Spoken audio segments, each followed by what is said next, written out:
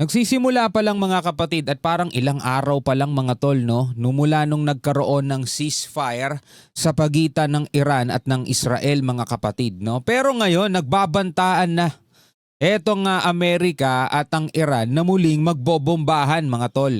Sabi rito, US President Trump at Iran Supreme Leader Ali Khamenei nagbanta na muling magbobombahan mga tol, no? Talagang walang kapayapaan mga kapatid dahil yun nga ang nakasulat.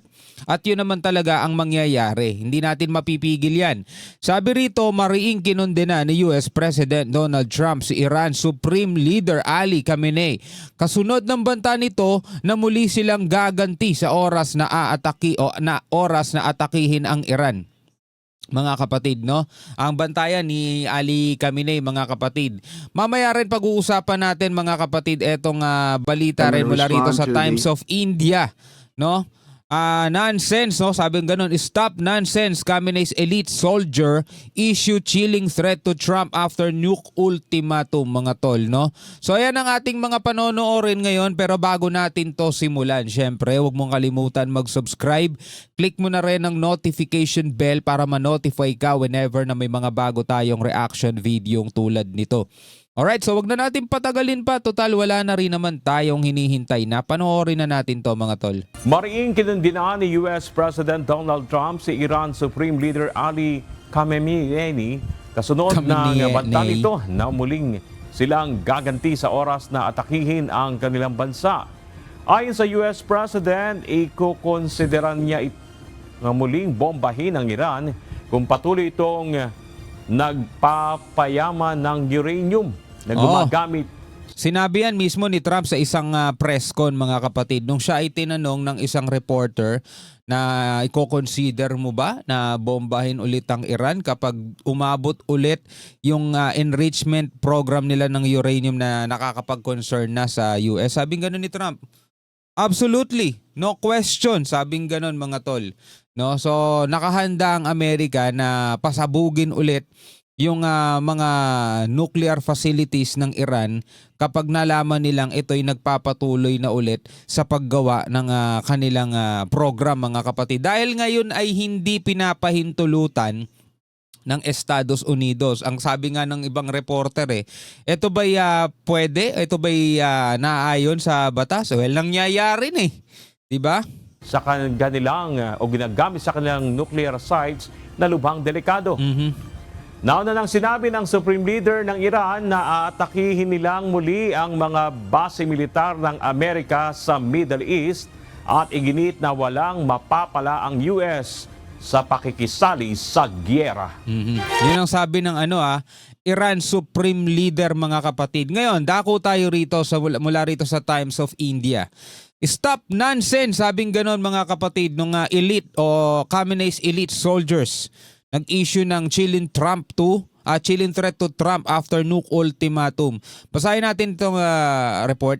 Iran on Saturday issues a stern rebuttal to Donald Trump after the US President asked Ayatollah Khamenei to tell the truth on Tehran's nuclear programs. Iran's Revolutionary Guard Corps or IRGC asked Trump to open his eyes and stop issuing nonsensical statements and erratic behavior mga tol, no? Ito yung report lumabas kahapon, no? Sabado, linggo ngayon Alright, so wag na natin patagalin pa, panoorin natin to.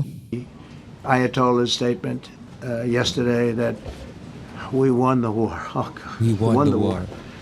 And I said, look, you're a man of great faith, a man who's highly respected in this country. You have to tell the truth. You got beat to hell. And Israel was beat up too. They were both beat up. Actually, ang mga kapatid, no? Etong dalawang bansang to, actually, pareho silang nag-aangkinan ng tagumpay. 'Di ba? Sinasabi ng Israel, tagumpay sila. Sinasabi ni Ayatollah Khamenei, sila ang tagumpay. May mga nabasa nga akong comment, mga tol. Ito, i-share ko lang sa inyo yung nabasa kong comment. Sabing ganon, sa unang bugso pa lang ng Israel, mga tol, ay marami ng mga scientist, mga generals ang nasawi sa panig ng Iran. Marami ng mga missile facilities, marami ng mga missile launcher ang na-damage o nasira ng Israel. Tapos ngayon, ang Iran sumisigaw ng nanalo sila. Well, baka naman isipin nyo, nag-e-embento lang ako. Eto, pakita ko na lang sa inyo mga tol ha. Alright, ito isa sa mga nabasa kong comment mga tol. Ayan o, mula kay Salvatore. Hindi to comment sa akin na, ito'y comment sa ibang video na pinapanood natin. Sabi rito, Israel took out 90% of its air defense, 80% of its air force, killed 30 generals in the first hour of the war. Tapos ang sinasabi ng Iran, we won. Diba? So yun yung sinasabi natin mga kapatid. Etong dalawang bansang to, pareho silang nag-aangkina ng tagumpay. Pero sa akin para sa akin, ang pinakatagumpay mga kapatid is yung mga taong naisalba pa.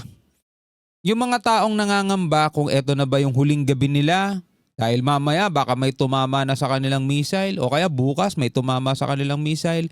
Pero dahil dun sa ceasefire, dahil dun sa tigil putukan mga tol, nabigyan ulit sila ng pag-asa o pagkakataon para lumikas na habang tigil putukan. Kasi yung iba dyan mga tol, hindi natin alam baka ngayong gabi nagpaplano sila na bukas aalis na sila. Kaso ngayong gabi biglang may bumagsak sa kanilang missile, so hindi na sila nakaalis. Diba? So etong mga taong natira, eto yung mga panalo para sa atin mga tol. Hindi ito dalawang bansang to mga tol. Parehong may damage yan, pareho silang gumastos ng malaki. Diba? Hindi natin alam kung bakit gulo gusto nilang mangyari. Well, ganun talaga may kanya-kanya silang ego And Iran's turn rebuttal to Trump on Israel war.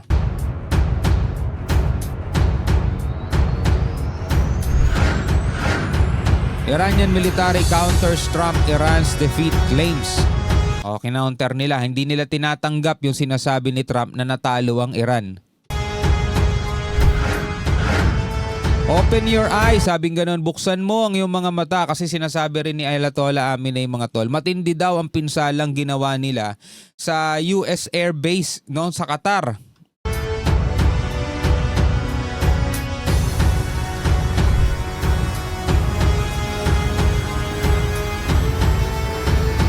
Nonsensical.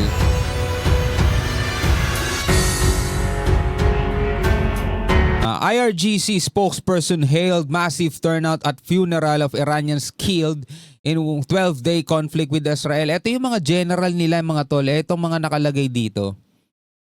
Yan. Ang mga nakalagay dyan sa mga truck na yan. Yan yung mga general nila at scientists na nasawi doon sa 12-day gera ng Iran at Israel. Diba? Sabi nga dun sa binasa natin kanina na comment, 30 na generals daw ang nasawi.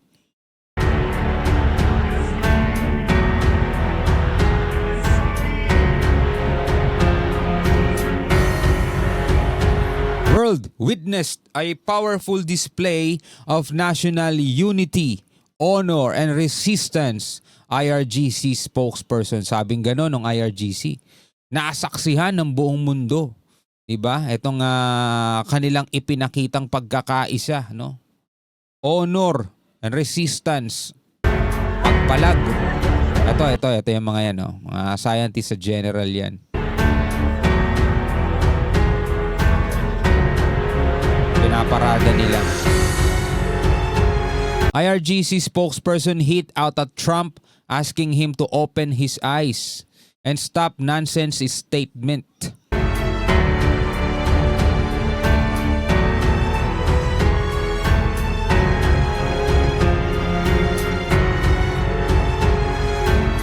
We advise him, Trump, to open his eyes and stop his nonsense statements and erratic behavior, sabi ng IRGC spokesperson.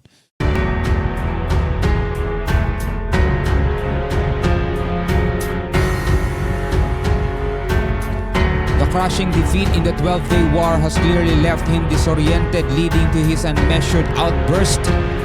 Not only did the Israel regime and Trump fail to achieve their stated goals, but Iran's continued missile response has been perceived as an existential threat to the regime in Tel Aviv sa Israel.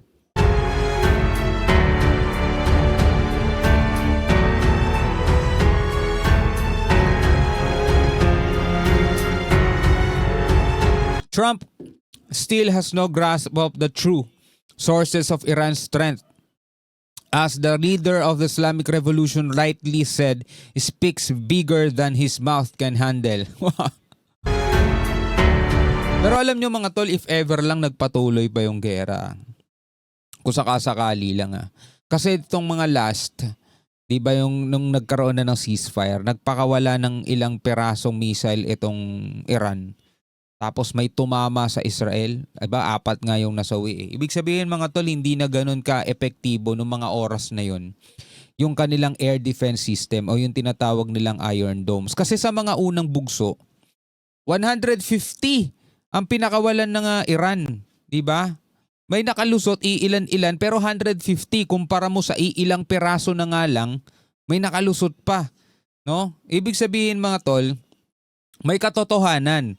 Yung mga kumalat na report na paubos na yung mga missile interceptor ng Israel. Na kung sakasakaling magtuloy-tuloy pa yan at talagang ang Iran totoong marami pang missile, pinakawalan din nila isang bugsong yun, baka sakaling mas marami pang nasawi sa Israel. Diba? Kasi dun sa 12-day 12-day war na yun, sabi nating handa ang Israel dun sa 2 linggong yun. Pero kung nadagdagan pa siguro ng 2 linggo, hindi natin alam kung same result ang mangyayari o baka mas marami ang masasawi sa Israel. Kasi sa total count nila mga tol, di ba? Nasa 600 plus ang nasawi sa Iran habang 28 naman dito sa Israel. Kung pagkukumparahin mo, napakalayo ng diferensya, di ba? Ibig sabihin nun, mas malaki ang atake ng Israel kumpara mo rito sa Iran at mas maganda yung ng Israel, yung kanilang defense system kaysa dito sa Iran. Kung pagbabasehan mo yung bilang nung nasawi. Pero kung magpapatuloy ngayon, baka hindi ganun yung maging resulta. Baka mas marami pa yung nasawi dito sa Israel kung totoong paubos na nga talaga yung kanilang air defense system.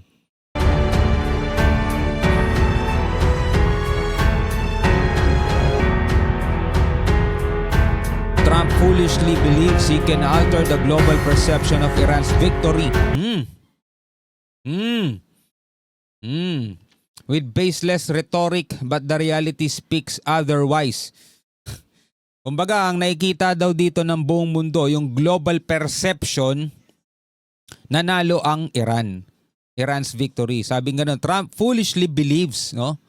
Kumbaga parang kalokohang naniniwala o foolishly believes, pinaniniwalaan daw ni Trump, no? Nakakatawang paniwalaan ni Trump na kaya ay baguhin kung ano yung pananaw ng buong mundo na nanalo talaga ang Iran, sabing ganun. With baseless rhetoric, but the reality speaks otherwise, no? Baga ang katotohanan daw iba ang sinasabi. Donald Trump said he expected Iran to open itself to international nuclear inspection.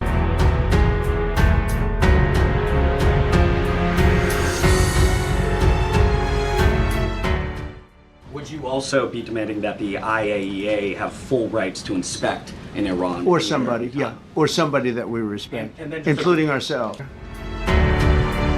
U.S. conducted airstrikes on 3 Iranian nuclear sites in Isfahan, Natanz, and Fordow. Natanz pala yung isa. Donald Trump had claimed that Iran's uranium enrichment facilities had been obliterated.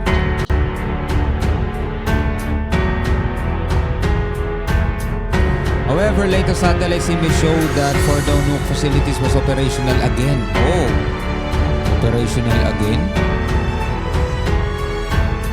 Iran responded to U.S. airstrikes by targeting American military bases in Qatar. Which is kinagalit din ng Qatar yan, mga tol. Isang Arab nation din to.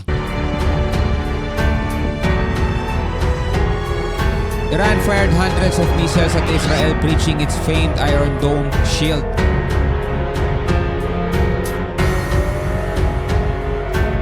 Iranian missiles pounded several Israeli cities, causing widespread damage before truce was enforced.